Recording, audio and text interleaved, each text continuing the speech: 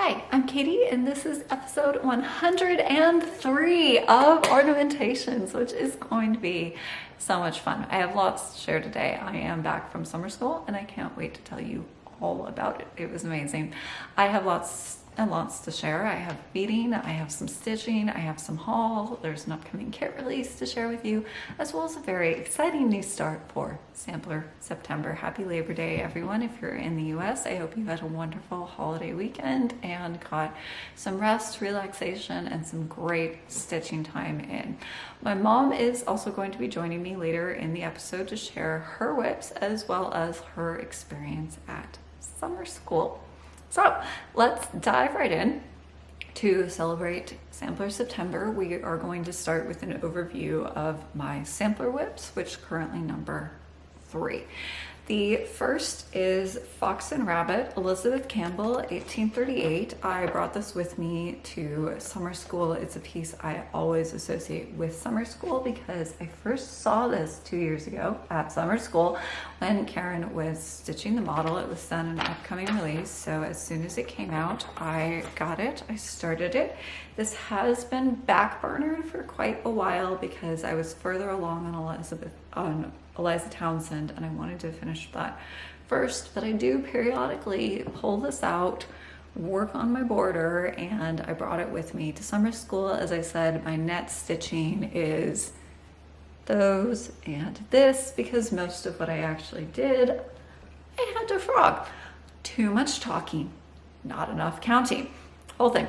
So this is stitched on Legacy Linen 48 count Marchpane with my own Soie Surfine conversion. This is the back we're looking at. Woefully incomplete because I've really been focusing on the border. And oh, it's gonna be an absolute stunner when it is finished. Who on earth knows when that will be, especially because there was no net stitching at summer school, just lots and lots of talking, hanging out with friends and having a good time. But poor Elizabeth Campbell got absolutely no love at all. So that is my first sampler whip, which I expect will not get a lot of time from me in coming months. Occasionally, if I've just finished something and thinking about what I'm going to start next, I'll pull that out, put in a few strawberries, a little green on the border, and so I am slowly chugging along. It is a very border heavy piece, so I think once that's in, the rest of it should actually go quite quickly. And then I do actually have a dilemma which came up at summer school. Perhaps you'd like to weigh in on this. So we decided, I had a personal consult with Karen and Brent over this, that the strawberries, which are fully filled in on the model, which was on a lower count, so the weave's a little more evident, should be left exactly as they are. It looks really delicate and lacy. It doesn't need anything else. However, charted on the model, there is a stripe in between each of those leaves.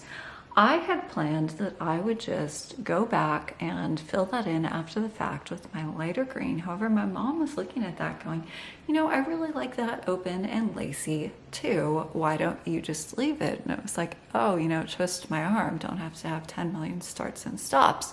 So I am kind of inclined to listen to my mom. Always a good thing to listen to your mother who knows best, especially my mother who does actually always know best. But what do you think? With or without stripe? The stripe within the leaf is charted as red. I would definitely do it in green. You know how I am about green, but it is a stunning piece and I can't wait to give it more time. So that is Elizabeth Campbell. And then second sampler whip is Oh Sweet Humility, Eliza Townsend's work, 1835 by Cross Stitch Antiques. So I haven't actually taken a single stitch on this since I saw you last, since I showed this to you last, but I did bring it to share because I think it's just stunning. Let me move this back so you can see the whole thing. Just gorgeous. Soie Surfine original silk conversion on 45 count jersey cream, and those pinks and reds are just vibrant and stunning on that linen.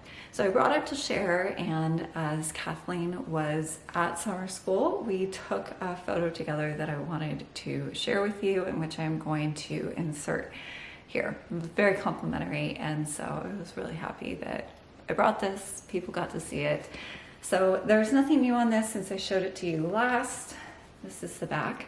But as a Sampler September Sampler Whip rundown would not be complete without Eliza Townsend, which is very close to completion. There are just some color problems I need to solve, as I've said many times.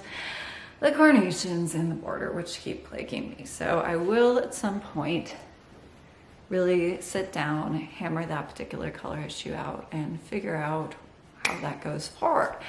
However, my big focus for Sampler September is going to be a new start. And this is actually an original sampler designed by me, or will be designed by me right now as a design. It's definitely a work in progress. So in thinking about Sampler September, I was thinking about the GGR Red Deer sampler. Classic, right? I mean, I love this. I've seen it finished. It's stunning. And then Laura of Brenda and the Serial Starter showed the Modern Folk Embroidery Red Deer sampler a while ago, and I was reminded of how much I love this one. They're both Red Deer dominated samplers. There are highlights in each, and I was trying to decide between these, and I was thinking, oh, maybe I'll mash them up into one sampler. At which point I just thought, you know what, Katie? That is stupid, stupid, stupid. So if you've been watching my channel for a while, you'll know that when I see a chart, any chart, whether it's a larger sampler or just a small holiday piece, that usually gives me ideas of something that's not quite called for, whether that's changing the colors, leaving some things out, rearranging things. It always gives me thoughts of what I want to do with that specific piece. And that works really well on small pieces. They're very easy to adjust, but working a sampler over to try and fit all of my various design ideas is like trying to mash a square peg into a round hole. Eliza Townsend is turning out beautifully. I love it. And just for the record, there's nothing wrong with the antique, which is beautiful. It's just, I always have ideas about, oh, I would like to see more negative space, or I don't like doing that many letters, or what do I think about color balance, allocation of space. Those are just to suit my own personal taste more. So trying to essentially rewrite a large chart to fit everything that I think about color balance, allocation of space, negative space, which are my preferred motifs, how do I want them balanced, are they symmetrical, etc. That is like trying to mash a square peg into a round hole. It seemed, you know, I was thinking about how much I've enjoyed Eliza Townsend, how much I've learned from it, but given that I have such strong ideas about design and what I like and don't like, what I want to see in a piece, it seems easier. And this might be a famous last word statement, so hit record and remind me that I said this if it turns out to be a disaster. It seems easier to start from the beginning with everything that I know that I do like, as opposed to trying to work an existing chart over. So this is my weeny little start, because it's the first day of September where I am. I'm filming a day early. This will go live tomorrow. So you can't really see very much right now, but let me tell you about it. This is going to be a little like a mystery sampler adventure unfolding on Flosstube, because right now I have the house charted, the border, and then I am drawing around with a pencil on graph paper around it. I don't have a full chart yet to show you, even as a computer mock-up. My design process is always really highly adaptive, so I'm going to be designing this piece as I go. I hope it'll make for an interesting watch on Flosstube. I have a really strong vision of what I want this sampler to be. It looks great in my head. We'll see if I can actually realize that in stitching. It should be a fun adventure even if I fail, right? So in thinking about if I were going to do a sampler from scratch, what would I want it to be? One of the things that really drew me to Eliza Townsend was the house. This really reminds me of Elizabethan architecture, and my central concept that I started with is, what if I took some things from an earlier time, from the Elizabethan, Jacobean, later Stuart period, so basically 16 to 1700s, when samplers are still in a different form, and applied those motifs, architecture ideas to the later form of the sampler that we know. Border, house, flowers, verse, etc. So using earlier architecture for the house, for example. And I have charted my version of a really beautiful William and Mary house. This is Hanbury Hall in England. I'm probably saying that wrong, but it's a perfect example of William and Mary architecture. It's got a cupola, it's got coins at the corners, it has these really elegant proportions. So that's where I'm starting on my house. And this was my general inspiration. If I actually tried to literally chart this house as it exists, then the sampler would be huge. So I have come to my own interpretation of Hanbury House, and that is where I have started. So I'm making the house pink because when you look at aged brick, it's not really red. It has kind of a pinkish tone to it. On Hanbury Hall, this has really gone more coral, but this is my sampler. I get to do what I want. So I went for rosy aged brick. At the top, that's the first color I started with, and that is actually a pink. But in isolation, it's reading quite red. It's like a dark fuchsia when you see it. The light's gonna be really funky in here because I've got strong side lighting in this position, but I do wanna show you sparkler sticks and talk about them, so that's that. So I started with that. It was registering really red. That's why I've left it in. I am going to frog it as soon as this video is up. And then I just went one shade lighter. Oh, there we go. One shade lighter, and that was perfect. That's giving me the rosy aged brick that I'm looking for. And so I've started some windows. I've got the first set of coins. Well, I've started the first set of coins. We're now in the center block of the house. There will be wings on a wing on each side. There will be a cupola. There are a lot of really fun details in this house. Although you might see, I'm holding up this giant piece of fabric. This is Legacy Linen 48 count bride cake, which is the slightly whiter linen. Marchpane, which is what Elizabeth Campbell is on, has a little more color to it. Bride cake is a lovely true off-white. If you're looking at this going, wait, if that's 48 count, how big is this sampler, Katie? Not as big as this piece of linen, I promise you. I've got 3-inch margins on all sides for a larger stitch count than I actually anticipate, so that I can move things around if I need to. How does the house relate to the center of the piece, for example? Do I need to move it up or down? So I wanted to have lots of room to work. The actual stitch count I expect will be something about 250 by 275, may go smaller than that. So reasonable size, not enormous, just in case you're like, what are you attempting here? And then this is the back on what I do have, which is not very much. I'm hoping I might have a full house to show you next time. And then these are the colors that I am starting with. I will need more to fill in around it, but another thing I would like to see in a sampler is a compressed color scheme that relies really heavily on my favorite greens and pinks. So this is where I'm starting, and I hope you will enjoy following along with my journey on my original sampler whip for Sampler September. This piece doesn't even have a name yet, so I'll be thinking about it, and hopefully I will have lots to show you next time. Actually, one more thing about this before we move on. I wanted to make a brief point about how situational color is. So let's take a quick look at Eliza Townsend, at that really strong pink in the corner there. Do you have a mental image of that pink? It's this color, 2307. That's actually the same as the brick on my new piece, but it looks quite different there because it doesn't have the deep blue red surrounding it. Instead, I have a brown toned gray around it. I think this will look a little more pink once I get the green grass in around in the bottom. Yes, there is dang grass. I hate block stitching, but as a design thing, a nice anchoring ground of green grass is actually really effective. So there's going to be a garden scene beneath my house on my sampler, and then we're going to discover in real time what all else goes on it. So those are my sampler whips. I expect that I will be sticking largely with my new sampler for the month of September and probably in the months going forward. We'll see.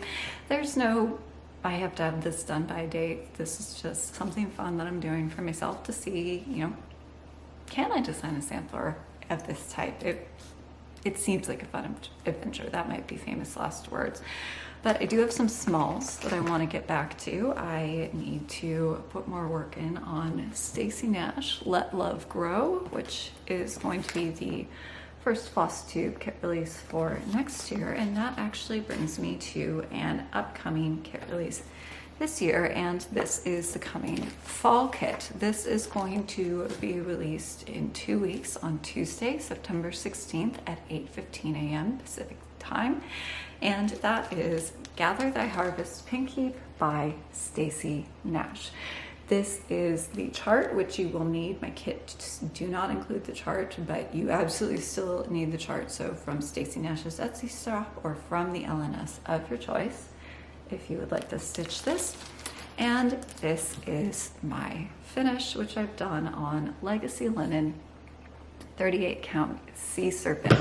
It's a little lighter than the linen Stacy Nash used. It's got a little more purple. I would describe this as a blue toned gray. It's absolutely luscious. These are the threads.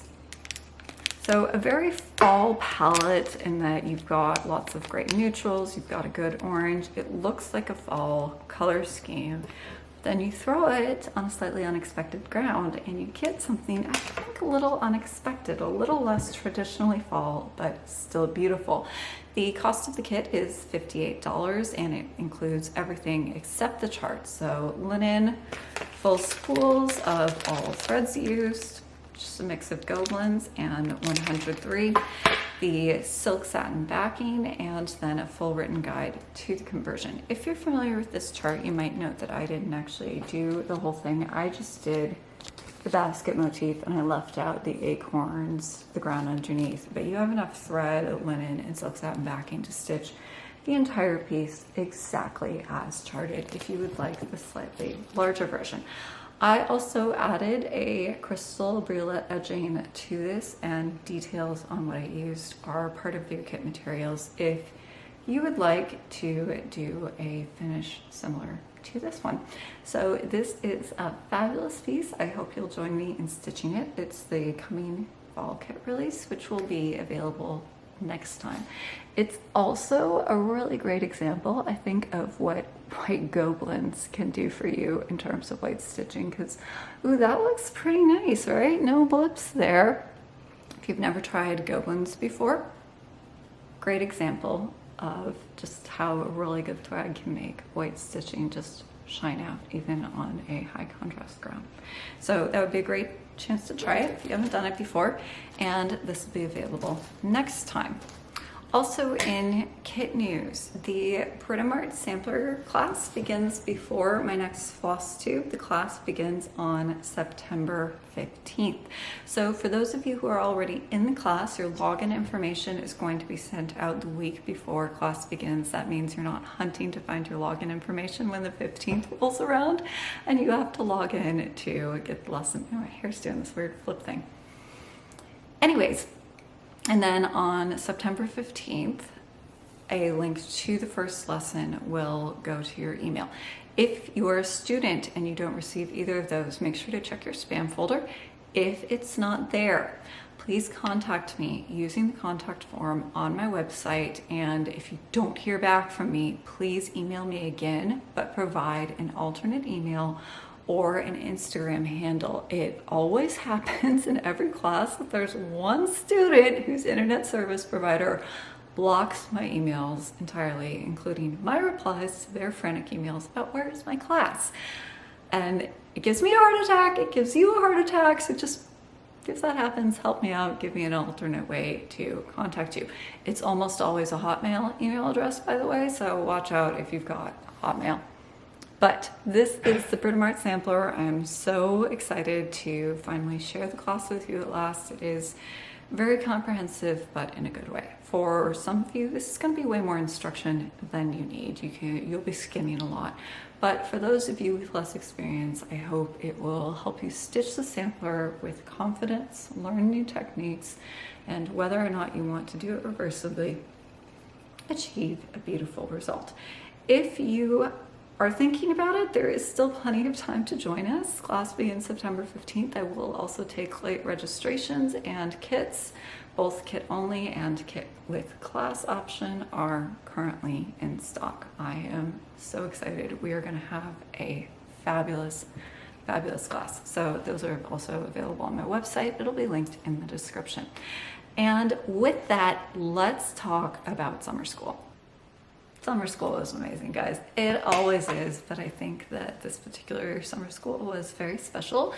The event was planned in its general parameters by Jean Lee. She picked the faculty, she set the theme, and while it was Carolyn and the ladies of the attic who really brought it to life, I know that this was a very special event for Jean, and all of us wanted to do our best to honor that. And I think, oh, that happened. The faculty all brought their A game. So I am going to start by showing you the projects for a fuller recap of summer school, including all the wonderful gifts that were handed out at the event. See Karen and Brent at Fox and Rabbit that just posted a Flosstube, and they went through a lot of stuff in detail, so I won't repeat them on and everything. However, we will start my recap of summer school with my own project.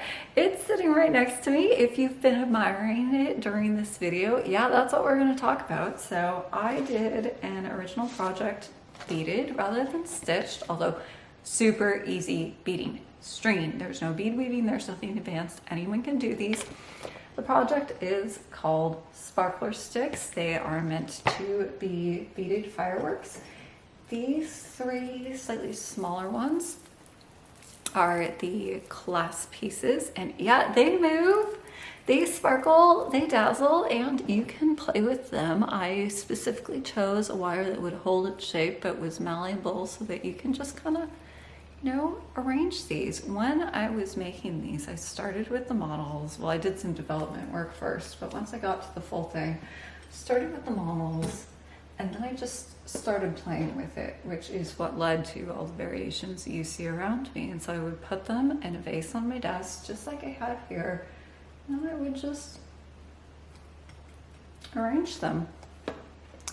They are play items, truly, in addition to being so sparkly. I wish I could just reach through the screen and show them to you all, because I'm gonna do my best with video. And you can, I think, see a little bit in this setting with the side light that there is light coming off those crystals, but they just dazzle in person. They are so reflective and so fun, and it's just not something photography or video can really capture.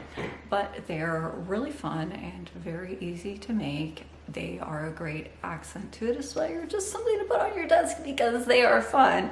And yes, I will release this project next year if you'd like to join us. The booklet will be available separately if you have a stash that you'd like to work with, if you have an idea for different kinds of beads that you would like to use. I'd love to see all the things people can do with this idea. So booklet will be available. I will also do a limited number of full kits, and that's limited because the kit is insanity.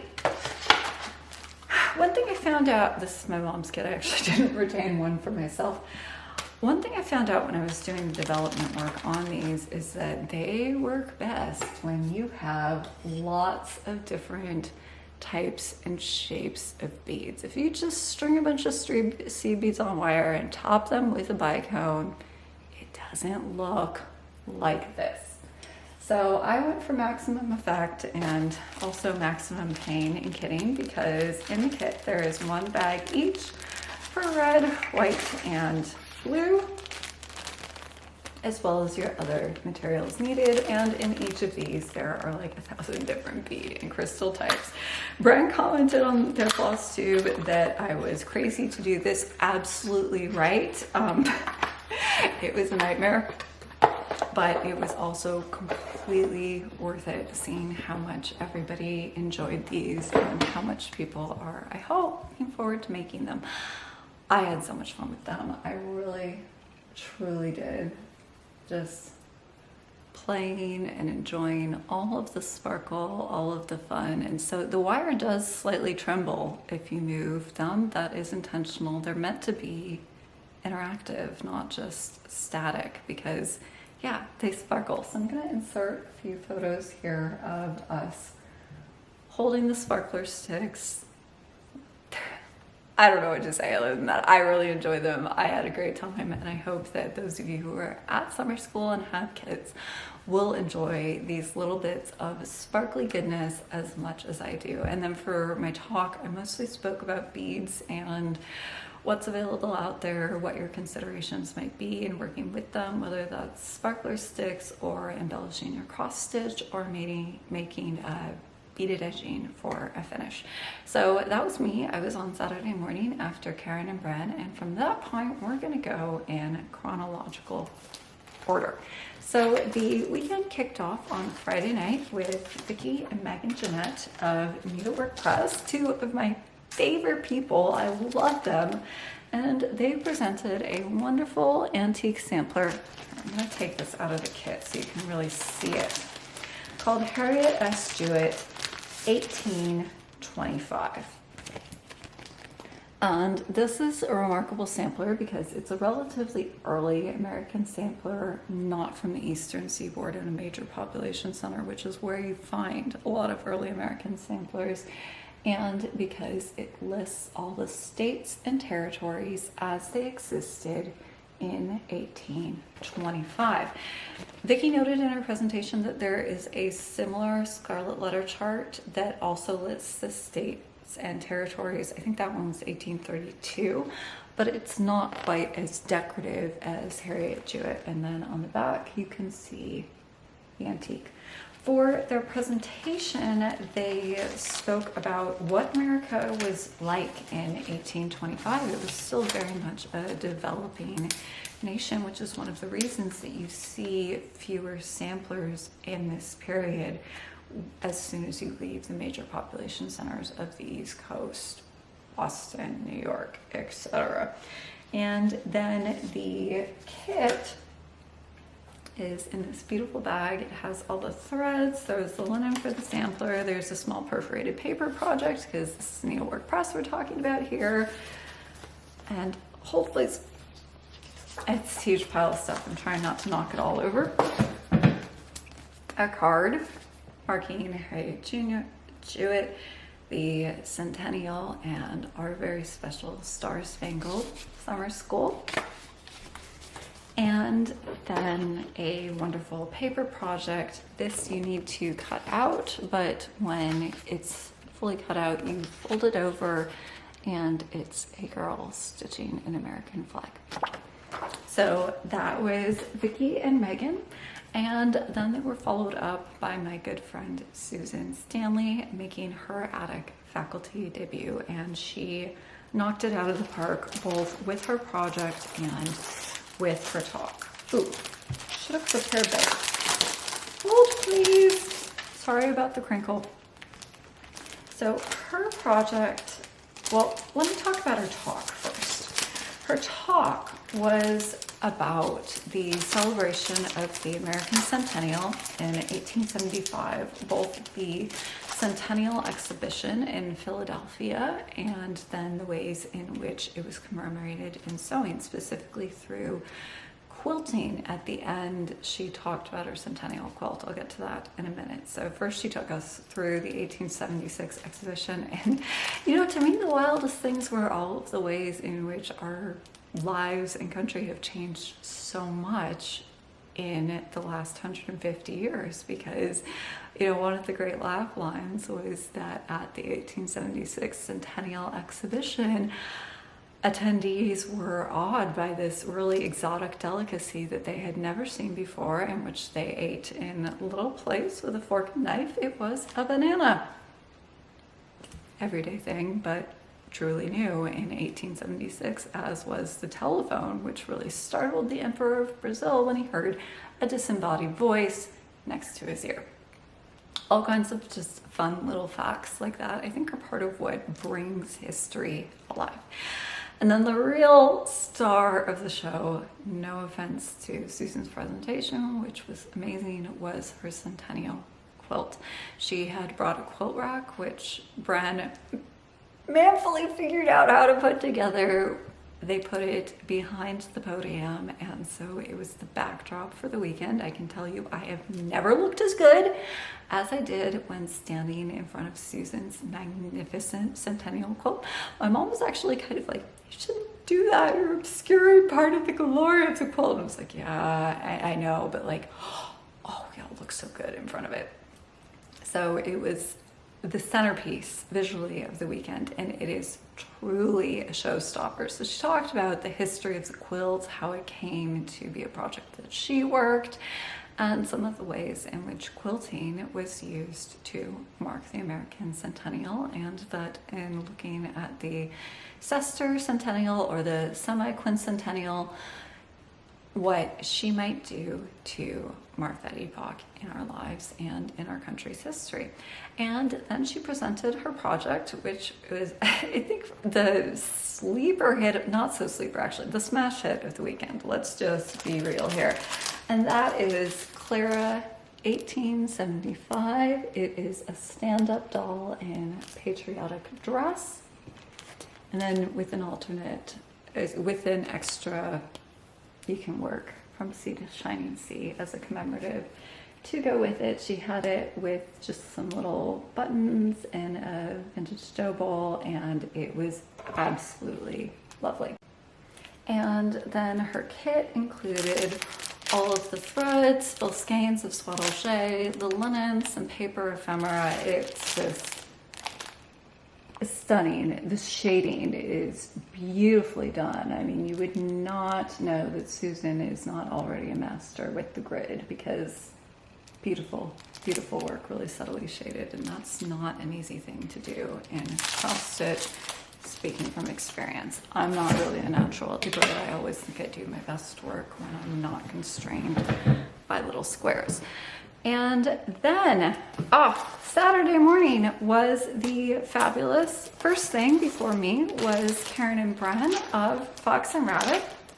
And their main project was Betsy Ross's needlebook. Karen is an amazing finisher, so she always puts some really clever touches. And so the main project that was kitted was a needlebook. It has everything, the trims, the fabric, the padding. I haven't even taken this all apart yet, but Betsy Ross's needlebook, and then also the full chart and linen for an original sampler, Betsy's sampler. I mean, you can't go wrong with a fabulous red house, right? So absolutely fantastic. This one had so much visual pop in person, because that red just pops at you in a really good way. So that was Karen and Bren, first on Saturday morning. Then it was me, and we had lunch. And then in the afternoon, we had Nancy Mills of 5 Times Plus, and I have somehow managed to misplace her chart. I know it's here somewhere. It's probably right next to the 10 missing spools of 30 gauge wire that I had to replace for my kids. How I managed to lose these things, I will never know. But one thing that very definitely did not get misplaced is what the centerpiece of her project was. To see the actual picture, watch Karen and Bren, they didn't lose anything because they are more organized than I am. So the centerpiece was a colonial button, which is an actual 250-year-old button that dates to our nation's founding or older, and Nancy managed to, over a period of years, collect enough of these to do a summer school project that was based on Betsy Ross's flag. She also had a mock-up of Betsy Ross's flag and talked about what the symbolism on it was, and then she also talked about her own journey with buttons, on discovering what colonial buttons were and their significance. It was lovely. So that was Nancy, and then we finished the teachers program on Saturday with Linda Vinson of Needle Made Designs, who gave full kits for a wonderful small. And then there was also a chart for a sampler. And oh yeah, opened the wrong part of this pouch. So her kitted project, what all of this is for, done with Swaddle on, I think this is Mason Linen. Sorry, needle and flex. This is a mattress pin pillow. So that's the sides. It's got red, white, and blue bunting, and then she covered all of the finishing in detail. And then it's got this wonderful eagle, maybe griffin. It does look more like a griffin to me, but whatever it is, it's fabulous. I love it. So she had showed this to Jean. It's part of an English sampler, actually. The full chart for the sampler was also part of her presentation. It's a stunner, as always. And Jean had said, I want that. Linda had told her, you know, that's an English sampler. It's not American. And Jean said, I don't care. Do it. So she did. And as a pincushion, it's fabulous. She actually went around and posted it with all of our different projects. She took some beautiful photos, which I hope I will remember to insert here. She's calling it the Sisterhood of the Traveling Eagle. And it was fabulous. We did not coordinate on our projects, but they were all to theme. And so visually they all, I think, really went together, but thankfully were all a bit different. We didn't have repeats. Oh, Saturday. One thing I wanted to tell you about Saturday and my presentation, totally forgot, is that I did bring my sweet bag. And since the theme of my talk was sparkle, and because this is a piece that's really meant to be appreciated in motion, I gave this to Vicky and I asked her to walk it around the room so that people could see how it moves, how it sparkles, how all of the gold dances in the light, which you can't see in this setting at all. But that was something special, which I hope attendees enjoyed, because yeah, this is not something that's supposed to be framed and put under glass. It is truly meant to be worn, move, and appreciate the unique nature of this particular textile, which is that it's something that moves. So that was fun. It's not really about beads. There are a couple pearls on that piece, but it's not really beaded. However, went with the sparkle theme, so I thought it worked. And then on Friday night, we had just open time for dinner, which personally I thought was great because I'm really introverted. Having a little time to just decompress, come down and recharge before show and share was awesome, because show and share to me is always one of the highlights of the weekend. The wide variety of what people work on, what they choose to tell you about their project, and what it means to you is just always wonderful. There was also another raffle of some of Jean's whips. Karen O'Brien won 2 pieces. I think Brenda won 1, maybe 2.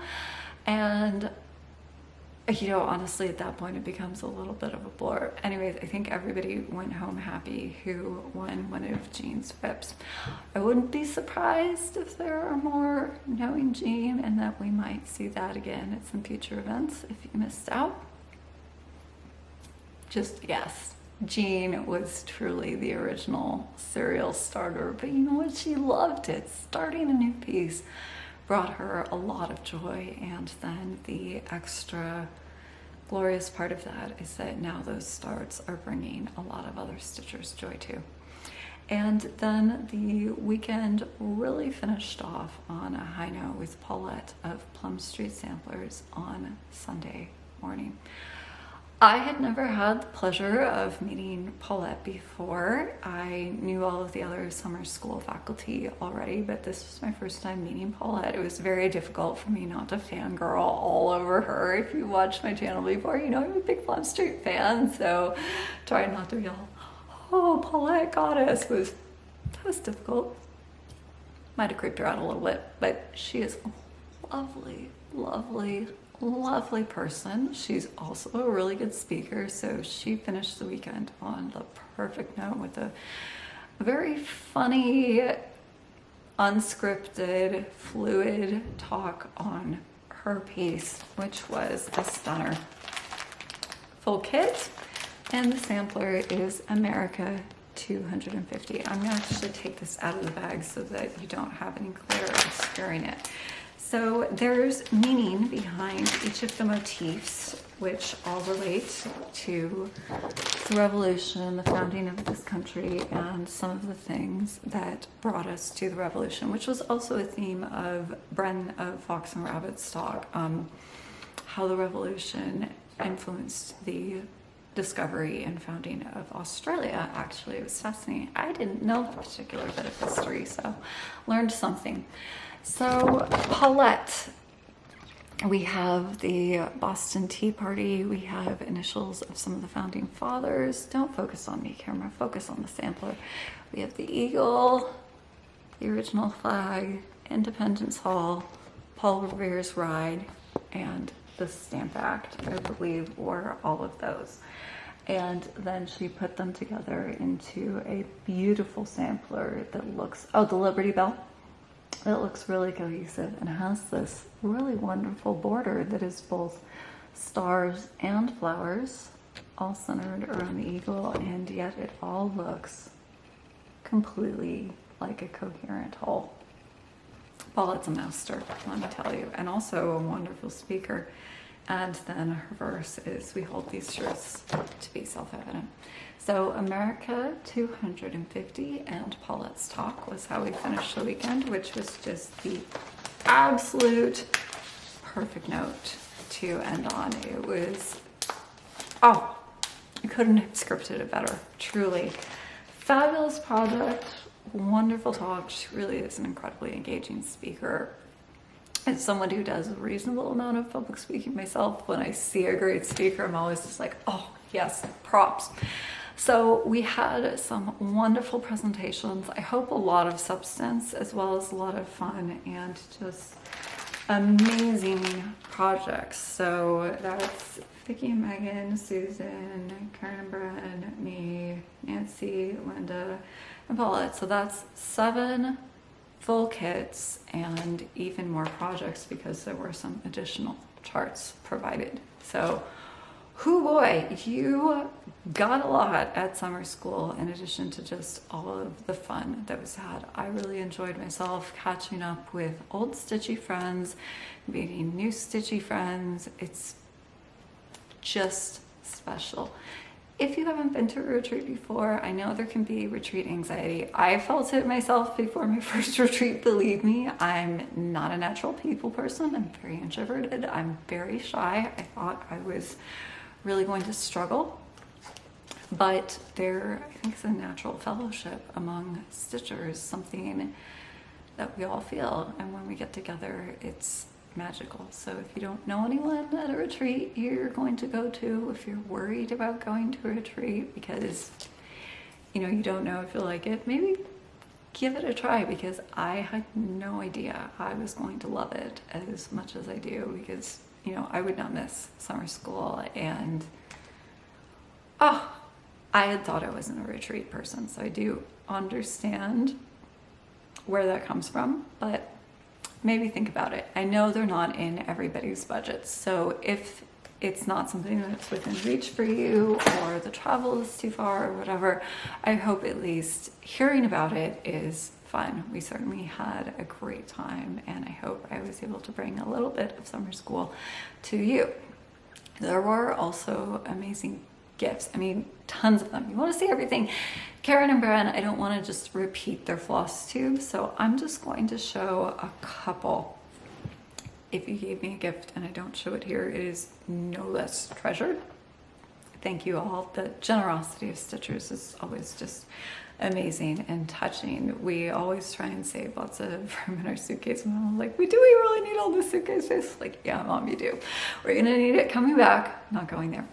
So I got 2 wonderful gifts from Contented Needleworker Kim.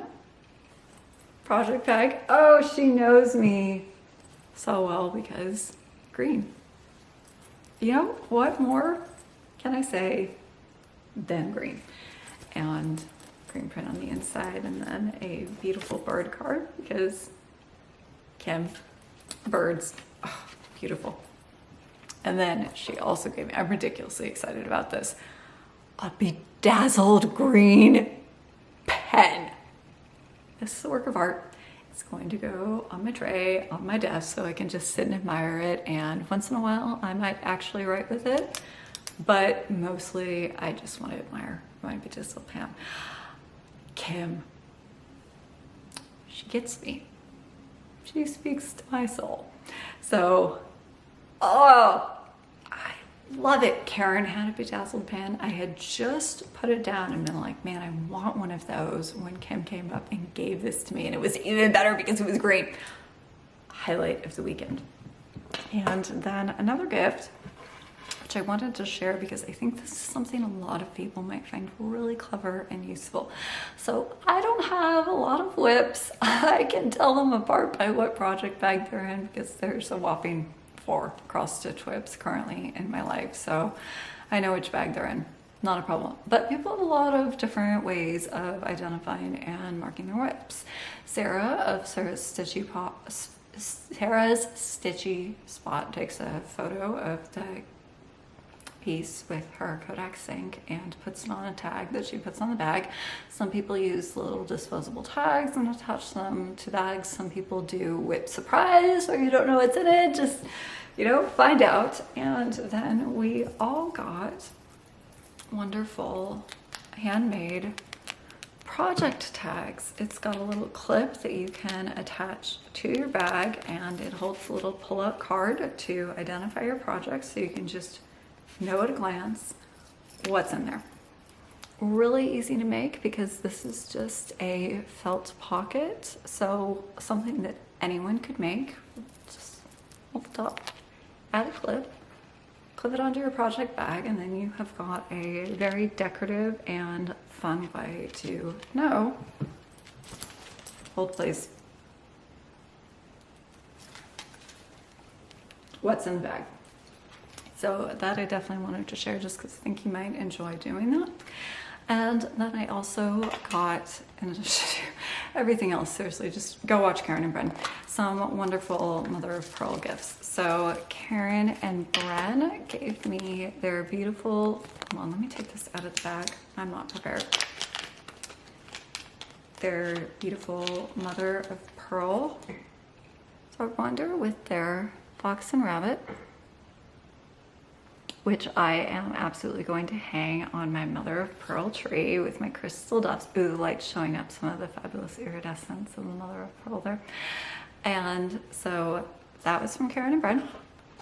And then Jackie herself, Jackie, as it's finally finished, she makes all of these things, was there. She did a pop-up shop and she gave me a snowflake ornament. She actually instructed me to bedazzle this up, but quite frankly, I don't think there's anything that needs or should be done to this other than adding a hanger. So I'm afraid I'm gonna fail at my task, but it is going to look fabulous on my tree. So I have 2 new treasures to add to my mother of pearl tree. I also did get asked about the doves when I was at summer school. They're coming. November, they're going to be part of the holiday release. One of the things about doing a summer school kit that was so crazy intensive meant there was just no way to get Christmas in July out this year. But don't worry, the holiday stuff is still coming. That will be in November. So let's then talk about haul, because I went to the attic and oh, this is actually really embarrassing. So I had sent in a pre-order and they had to mail it to me after the event. I never actually got into the attic long enough to check out. It really is embarrassing. It might have been a blessing in disguise for me because Paulette had a lot of her models there, including Live on Little, and That piece already lives rent-free in my head. I don't need to obsess over it any more than I already do. So yeah. But it does mean I didn't check out. I didn't really shop in the shop. What happened was I got in later on Tuesday. I got a little too much heat and sun on Tuesday. So Friday morning I was still feeling it. And I had to just be in the hotel hiding from the heat with the AC all day. I dropped off my models, I tootled out of there, and then I cowered in the air conditioning, and then on Sunday we did have to go. However, thankfully the attic is still there, and I will be sure to shop in the shop the next time I go. But this is what they had to send on behind me. Seriously, it's an embarrassment. So what did I know I needed from the attic? The first was several spools of Soie Surfine. Ooh, all very predictably Katie colors, right? So here I'm just restocking my thread library. These are things that I've either been using a lot of or that are or may be on my upcoming sampler piece. So if I have something I know I'm going to use a lot of, I'm going to have it out of my thread library for a long time for a long running project, then I'll buy an extra spool so that I can have that color in stash to draw on for another project if I need to, because my stash works kind of like a lending library really. So plenty of spools of luscious surfine. I'm really loving the Legacy Linen 48 counts, the feel of them, the hand, gorgeous, and I like to use surfine with those. So lots of surfine is kind of where my mind's at on the thread question these days. And then 2 Plum Street charts that I didn't have. What is wrong with me? Winter Moon, which I think I will be making a start on this holiday season. If you'd like to stitch along with me, I have lots of ideas about what color go ones I want to use on these. This will be on 38 count. And then, and things I don't have time to stitch, but live rent-free in my head. I already have the chart for Little Von Little, her other stonker sampler that I just love. Real Comfort, which was her piece for the attic's Autumn of Abundance, and which is now in full release, and which I am obsessed with. I love the Jane Austen quote, I love the border, I love the house, I love the fall colors. Ooh, is this dying for a Surfine conversion in 48 count or what? If I live to be 200, then maybe I will get around to this. But in the meantime, had to have the chart. And then the last thing I bought was a issue of Inspirations 126, not the most recent issue. They've been holding on to this for me for a while, so it may or may not still be available. But the reason I had to have this is because there was a new posy from Hannah Mansfield, the Perpetual Maker, on Instagram in this edition. Hannah's 3D goldwork flowers are so innovative, so amazing, so fabulous. I'd love to do a goldwork garden inside one of my caskets one day. So absolutely had to have this to support Hannah and to get a better look into her methods. So something that's currently going on the shelf, Inspirations 126, but I hope I will be drawing on at some point in the future. So that's my haul from the attic. As I said, I didn't really get to shop when I was there. Those were just some things that I knew I needed. And then my other haul, I had some beads come. And so the only other stitching I have to show you today isn't really stitching, it's peyote stitch. And that's beading. I have done actually 0 work on my casket. I did 0 work on any of my small cross stitch projects that I have going on, like Stacy Nash Let Love Grow, or my next ornament for the 12 by 12 I'm doing with Karen of Fox and Rabbit. None of that happened. I took a left turn into beadland, but it's pretty spectacular. You want to see this, so I think you'll be okay with there's no other cross stitching or casket stitching, because oh, this is amazing. Okay, so this is for a project that we haven't seen in a while. This is my large rectangular 17th century style beaded basket. I don't have like an overarching drawing or a frame or anything to show you, just big rectangular basket, flowers, fun times. I've been making on and off, but deliberately haven't touched in months, flowers for the sides of the basket. So we'll just quickly recap with a few that I've done in the past that kind of relate to today's beading. So these are my daffodils, which you have seen before.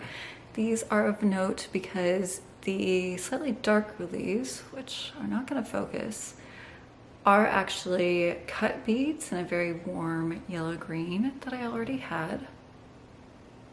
They're beads that have a single facet in them, and so they have this delicate sparkle to them that is just amazing. So daffodils, and they're kind of just loose like this because I don't want to wire them together into complete motifs until I'm actually mounting them on the basket. And then my roses, these are also cut beads.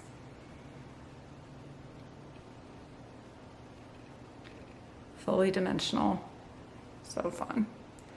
So this is how they were when we saw them last. 3 roses, 2 of which had full leaf assemblies, 1 of which didn't. I always find it more fun to puzzle out how a flower comes together. How do you shape each petal? How do you layer them? How do you assemble a flower than to just make endless leaves?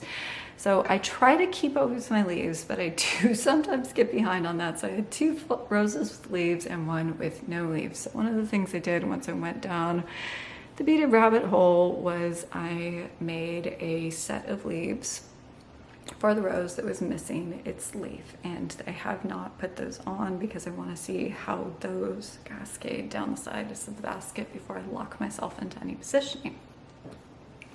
Excuse me. And then most of what I did was construct a complete motif out of some very, very special new beads I was able to acquire. Ooh, this is going to be interesting. Hold please, but it's going to be worth the wait. Play some suspenseful music while I try and... Oh, this is not working. Okay. So these are all antique faceted beads. I just kind of started making and shaping the petals. They look to me kind of like tiny magnolias. They don't really represent anything in particular. And then the spray is filled out at the bottom by 1 more flower. And those are actually slightly two-tone. I'm not sure it's really gonna show on camera. But so the flowers have a little shading within them, and then most of the shading in the motif is actually within the leaves because I have 4 different colors of beautiful antique yellow green cut beads in these. These are absolute treasures of beads. They came in recently. That's my mega haul, and oh, I couldn't not play with these. And the camera actually is managing to pick up a little faceting, but trust me, as pretty as that is, the effect in person is like 1,000 times more fabulous because they have this really subtle kind of almost gold luminous glow to it. It's kind of like an opal and a moonstone combined. So that is my, I think, pretty much complete motif. So that would be beaded motif number 7 that's finished for the basket. And with that, I now have to hide my tray of beads because I have other things that I really need to be doing, and beading is really immersive for me. I just can't put it down once I get going. So I think I'm gonna turn my tray over to my mom and make her take it away from me so that I just don't spend the next 3 months on an extended holiday with beads. I have things I have to do. I have to get back to my poor neglected casket, which has gotten shunted aside once again for some, okay, admittedly super sparkly and fabulous squirrel. So that is most of the work I have been doing in the last couple of weeks, there are an absurd amount of pieces in this little assembly. The beads are very, very small, and so it doesn't take up a whole lot of inches, but oh, that's a lot of hours in there, let me tell you. So beaded sparkler sticks, beaded flowers, lots of fun with sparkle in my life in the last couple of weeks.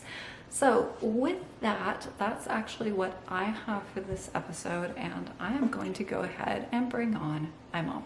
And back on the channel is everybody's favorite special guest, my mom, Trisha. Welcome, Mom. Thank you for coming. I don't know about everybody's favorite. Well, I only have one special guest on my channel. Well, you only have one mother. That is true.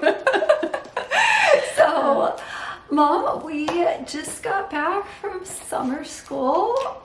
How was it? It was so much fun. It's just so wonderful to be with probably 175 people who also love to stitch and love needle arts. That's just really fun, and it's a very happy environment. Relaxed too, I think. It's just really... Everyone's just glad to be there. It's like a treat, you know. It is. To go to it. I think it's wonderful. Really enjoyed it. And what would you say was your biggest surprise from the weekend this time? Oh, definitely all the new people. And there's always new stitchers, but there's at one point, Carolyn asked, how many people is it your first time attending? And it seemed like a third of the room raised their hand. It was a ton. Which was really exciting. And I know you said that was something Jean It was always one of Jean's favorite things was how many first-timers were there. They always ask, and then on Sunday morning, the first-timers take a photo. We were in the photo our first summer school, and Jean loved that, showing that there were new people coming and that it isn't just the same people every single time. Yeah, they bring a lot of energy and... They do. Excitement. I mean, people have heard a lot about summer school. It's their first time. It delivers. Well, I hope so. As somebody who was on the faculty. It delivered. I think, well, I don't know. For the few times I've been there, it has definitely delivered, and it did this time. I've always also really enjoyed it myself. I was, as you know, really nervous in front of my first summer school. But yeah, because you didn't look nervous. Oh, I was so nervous. And it was a really welcoming, fun, happy environment, and there's nothing to be nervous about. And I think almost every state in the union was represented. Not completely, but very close. Yeah, people come from all over, and at the symposium we had people from multiple countries as well. Yeah, well, and especially this year, since it was Celebrate America, it was fun to have, people from all over the country. Absolutely. That was really neat. And what would you say was your favorite project from the weekend? Well, there were several, but I did have just a couple favorites. Okay. I love Susan Stanley's, she called it Clara, which I believe, Katie, you have talked about already. Yes, I did do a brief review of the projects, but it's always good to get other people's perspectives. It's really special, and it really kind of represented everything everybody was talking about. Celebrate America. And her quilt was such a spectacular backdrop. Oh my gosh! Oh, that quilt is just amazing. You should pictures of that. Right? I have inserted photos of the quilt into this video. Unfortunately, we couldn't get a full view because of where it was. Yeah. But I think actually kind of going a little closer with a partial lets you see a little more of the detail, and that's pretty great too. Susan has shown it on her channel before if you're curious to see the entire thing. It was spectacular. And also, being a big Fox and Rabbit fan, I also loved their needle book. I definitely want to make that. Well, and Karen's finishing instructions are always superb. She's a beautiful, beautiful finisher, and always has lots of little details. And the way they weave in Australia, stories about Australia in their presentation. Yeah, I didn't know a lot of the history they presented. So fun. I knew some of it, but not all of it, and that was great. Yeah. So Brent told us that in the race to discover, or rather claim, Australia, the French were racing the British. The British beat them by 2 days, which is incredible when you think about what a long sea voyage it is at that time, because that's wind power. That is not steam power. It would take them months to travel halfway across the globe, and they ended up so close to each other. An amazing story, which I also didn't know. I did not. I mean, know we that all either. know that British convicts Yes. were sent to Australia, but I think they got a pretty good deal because what a wonderful place to live. Oh, it is. Well, you've been. I have not been, but I know you really enjoyed Australia. Yeah, it's a wonderful place. So those were 2 favorites, but every presenter was unique and good, and those were Sparkly, maybe? fun. Yes. And what was your favorite part of the weekend? Oh, I think watching you was pretty good. Picked up her I cue did- there. Well, I didn't want to be bragging about my wonderful daughter, but yeah, Katie's sparkler sticks were just so unique, and yet related it all to stitching and how much we enjoy adding beads to our work. Oh, yeah. That was really great. But I did want to brag. So. I love having you brag. You're lovely. It's great. Okay, Katie was the best. No. Your other favorite part of the weekend, Yeah, okay. so what was that? Well, they did a raffle of Jean's starts, her unfinished projects, and there were at least 30 of them, maybe 35. 36, maybe. So we all bought raffle tickets, or many of us, it was not a requirement, many of us bought raffle tickets, and you could put them in the bags, and each bag had one of Jean's unfinished works. It's so special. And it was a fundraiser for breast cancer, which made it even more amazing. Yeah, so I think this is the third event at which they've done this. They've raised a lot of money for cancer research, which is just wonderful. Stitchers get to bring Jean's stitching to life and go home with a piece of her, and then it also supports cancer research. It was just a magical event that I didn't know was going to happen, and so that was my favorite. All these other parts were pretty cool too, but that was my Wonderful favorite. weekend. And then you also, I think, said you had another favorite part that you wanted to talk about. Well, being with everyone who loves to stitch, that was the best. It's a special bond between stitchers, I think, whether you knew them before you walked into the room or It didn't not. matter. You could just, they're all, and if you come down into the lobby, they have these round tables that hold maybe 10 people. A fair amount of people. People are sitting there stitching, and if there's a seat or if you can pull up a chair, people welcome you, and that's really wonderful. It is. It's a really unique and welcoming environment, I think, when stitchers gather and show their work and stitch together. I mean, well, I didn't really do any stitching during the weekend, but I still really enjoyed all the fellowship. Yeah, that's the word for it. Yeah. Fellowship of the not ring. So if fellowship you of the needle. never come, Oh, please treat yourself. It's a wonderful experience. It is. I love it. I know you really enjoy going as well, and it's always really special to go, to come back, to share it with everybody on Flosstube if you couldn't be there. You're here virtually with us through YouTube, and yeah, it was an incredible weekend. It went by so fast. Oh yeah, yeah. You just get there because you're busy every minute, and Yeah. it's just really fun.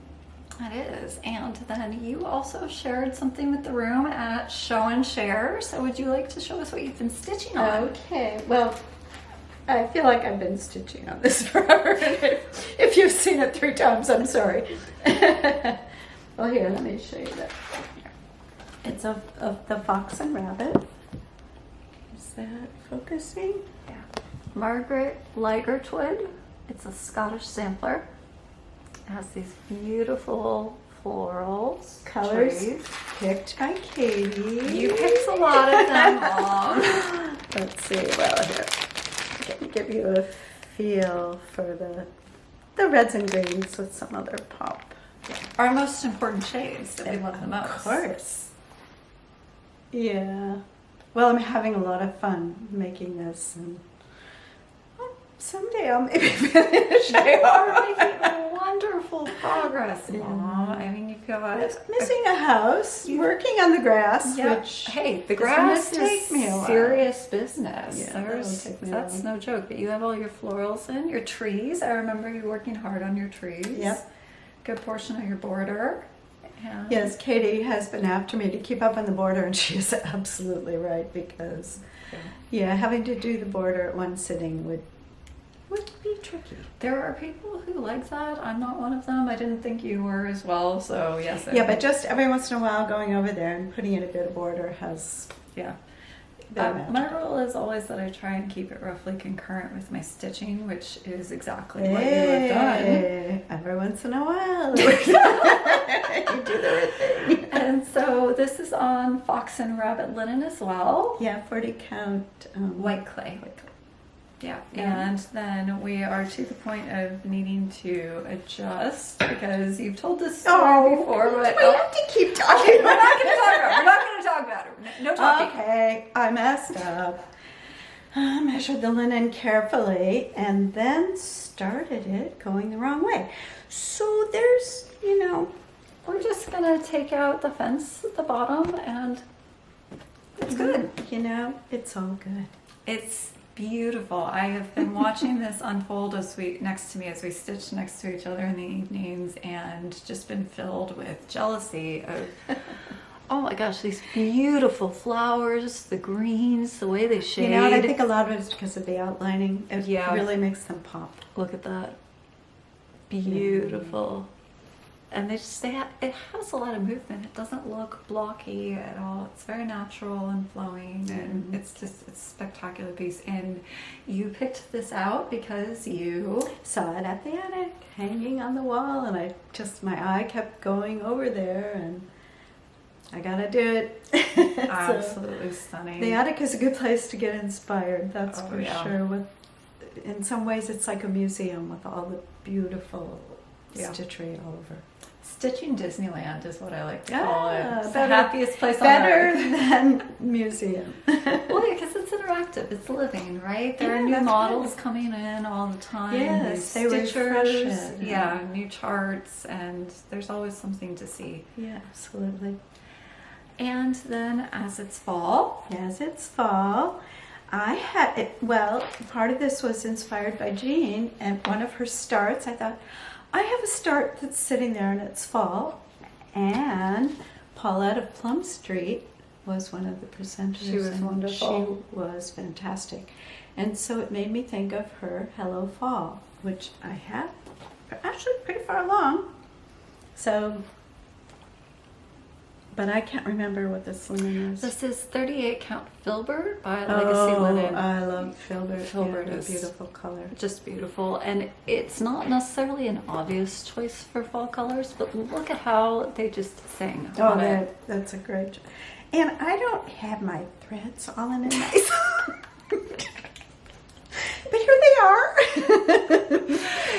Katie always has her threads all lined up. Well, mine are in my bag. And hey, whatever works for you is what works. And we have a cool bag. Yes. Beautiful bag made by Lou and Sue. And your Margaret Lightertwood is in a fabulous berry bag with a summer school flop. Yep. Beautiful. Added a summer school flop to it. That was one of the gifts that was handed out during the weekend, which you probably put on your bag. So, Hello Fall by Plum Street Samplers. We will put the silk conversions for each in the description, although I would note that I think they're both incomplete. Did we pick all of the silks on this one? I don't think so. Yeah. So, to be completed either by you or the next time my mom comes back on the channel and shows us some. You're not too far on this one. That one looks a little quick. That was the other reason I love this one. It's kind of a little quicker one than a sampler, she does which is great smalls. Yeah. Although her sampler was fabulous too. You showed it, right? I did. Yeah, I absolutely showed it. It was amazing, and I thought her presentation was wonderful as well. Yes, yeah, she's inspiration. It was a real delight to get to meet Paulette, who I had never met before, and she's a lot of fun, very upbeat. yeah, she's a lovely, lovely person. In addition to being ridiculously talented. Yeah, she seems to easily do this, or at least that's the impression she does. I kind of doubt it's quite so easy. Oh, she's really talented and a lovely person as well. So yeah, it was also, I thought, the perfect note to end the weekend on. Yes, because her kit was so amazing. She had a lot of American history in it, and she did a great job of explaining it and making it fun. It wasn't dry at all. It was very fluid and beautiful presentation. Did a lot. Well, thanks for having me on. Yeah. Hello, everyone. Happy fall. Happy fall. So that concludes most of this Flosstube, although we do have a couple final things before we sign off. The first is the giveaway. So 2 of the linen packs from the 100th episode giveaways were not claimed, so I am offering them again as a new draw. The first one is keyword neutral, and this is a selection of remnants, but of workable size. So you could do a small, medium-sized piece on these. So 40 count picadillo, 38 count Fuller's teasel, and 37 count smoke signal keyword neutral. Ooh, that's pretty. That's almost filbert. Not quite as it's a doesn't little have. Yeah, actually, it's a little more sand colored now that I see. Yeah, it's got a little more brown than filbert, but smoke signal is a lovely, lovely color. If you can't get filbert, take a look at smoke signal. So keyword neutral, and by the way, if you're not as much of a Legacy linen hound as I am, I have labeled them all for you so that you know what it is and what count it is when you unwrap these. And then the second linen pack that went unclaimed is keyword gray. And this is a selection again of remnants from my own collection of some different gray Legacy linens. Yeah, I will share some with you if you would like. You look have gray face there. Gorgeous. Yeah. So this is 38 count Wayfarer's Cloak, which is a really lovely kind of medium gray. It's not so dark that it's difficult to see stitching on it, but it adds some color. Look at this one. Sea Serpent, 38 count, That's which gorgeous. is what the upcoming fall kit is That's a stitched on. beautiful color. Yeah, it makes colors It has come some alive.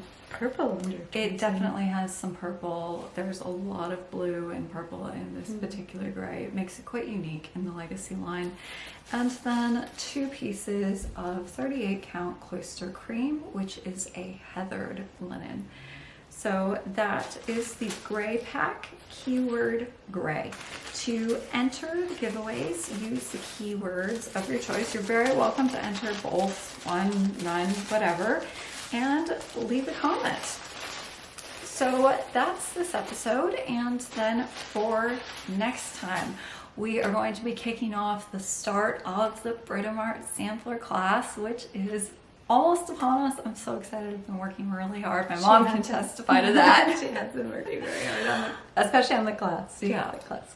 I want to be ready for you all. I know a lot of you are excited to start, and the class is going to be great. We're going to have a wonderful class.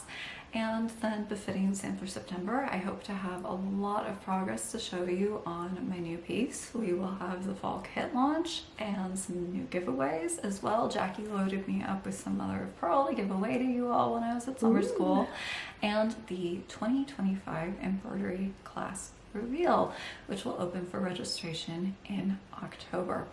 I'm really excited to share this piece with you. So lots of fun and exciting things coming, befitting a really exciting episode recapping summer school, which was glorious with my favorite special guest. Oh, it was so much fun. It was a really, really magical time. It went so quickly, but was just amazing. So that's this episode. I will see you again in 2 weeks, and until then, happy stitching. Happy stitching, everyone.